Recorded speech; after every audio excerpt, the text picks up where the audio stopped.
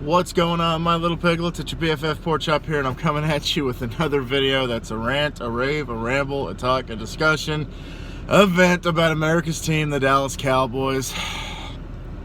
So last night we faced off against the Minnesota Vikings and lost in prime time in Dallas and on a national audience, and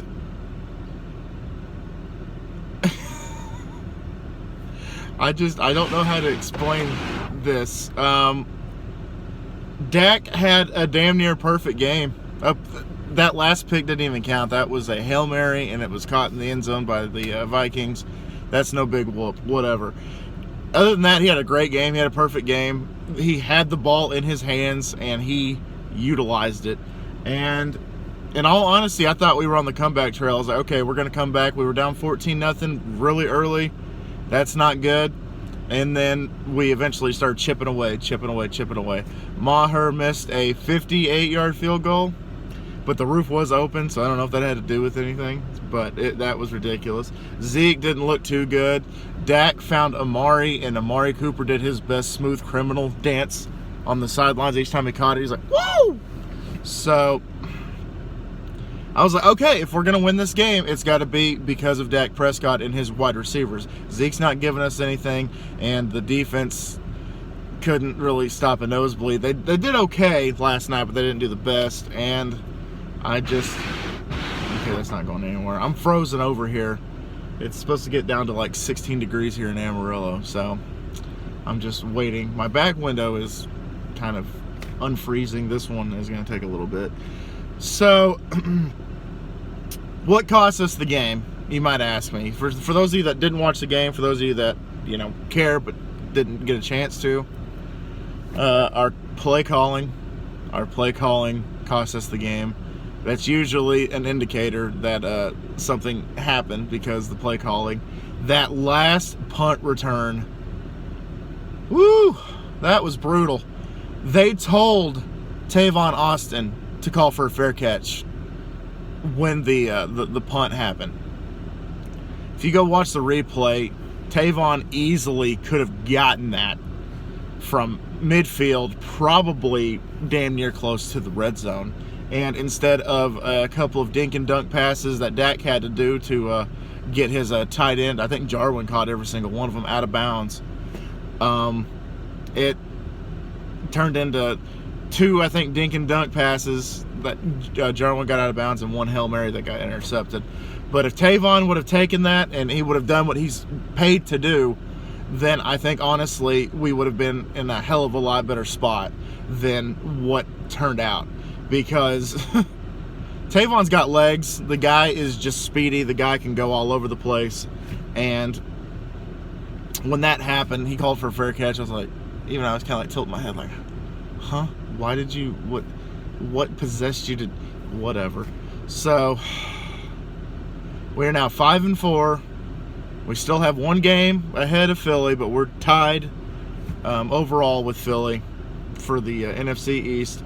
We play Detroit next week, and Detroit didn't look too good. I think Stafford went down, and they had to have their backup quarterback, I think Sutfield or Sutton, I can't remember his last name, had to come in. And if Stafford's not playing, I like our chances. If he is playing, they'll find a way to beat us, because we lost to a Saints team without Drew Brees.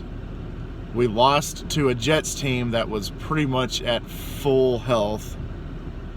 We lost to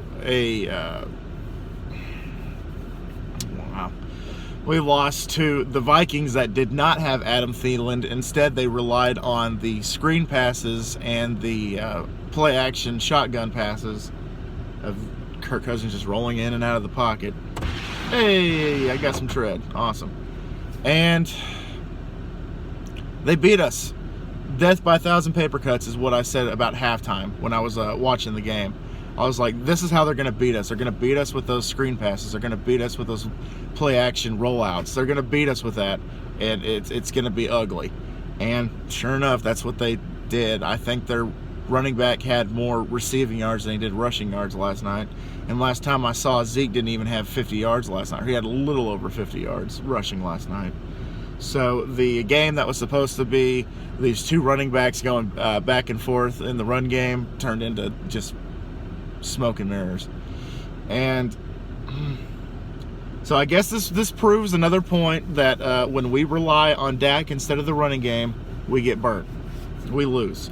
Dak is a good quarterback.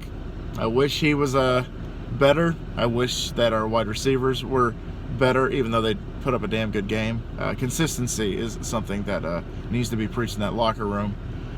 This is going to be another thing that I keep talking about, the hypothetical meeting with Jason Garrett and the Joneses. What have you done for me lately? Well, I beat the Eagles. Well, yeah, what about that Vikings game? They weren't even at full strength. What the hell happened there? So that's another thing that's going to be a notch against Jason Garrett and his belt. So, just got to recuperate. We got to recalculate, recalibrate, whatever you want to say, and bring on the Detroit Lions next week. And then after that, we got the Patriots. Yay! All right, guys, I'm going to get out of here. Thank y'all so much once again for dropping by and letting me kill time while my car dethaws. You guys just have a great week. I know it's Monday. I'm kind of like, it's Monday. But you know what? We can get through this week. We can do it. Thank y'all so much once again for dropping by. And always remember, my little piglets, Colin Pork Chop loves y'all the most. So y'all take it easy, guys. And I'll see y'all next time. And I'm here to say it with me, everybody. How about them Cowboys? Bye, guys. Damn. Ugh.